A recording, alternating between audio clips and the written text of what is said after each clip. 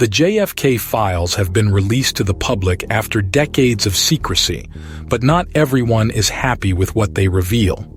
Among the shocking revelations is the fact that the assassination of President John F. Kennedy was actually orchestrated by a secret society of sweet potato casserole lovers who wanted to prevent him from banning their favorite dish from the White House menu. The files show that the society, known as the Sweet Potato Casserole Association, SPCA, had infiltrated the CIA, the FBI, and the Dallas police, and had hired Lee Harvey Oswald as their hitman. Oswald, who was a fan of sweet potato casserole himself, agreed to shoot Kennedy from the 6th floor of the Texas School Book Depository where he had stashed a rifle and a casserole dish.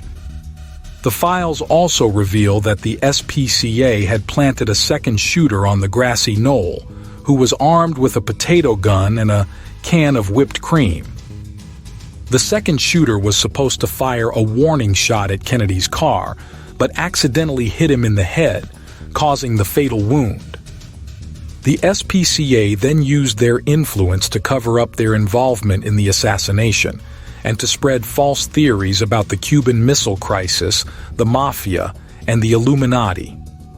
The files also show that the SPCA had planned to assassinate other presidents who opposed their agenda, such as Richard Nixon, Jimmy Carter, and Barack Obama, but failed due to various reasons. The SPCA is still active today and is suspected of being behind the recent disappearance of several sweet potato casserole recipes from the internet.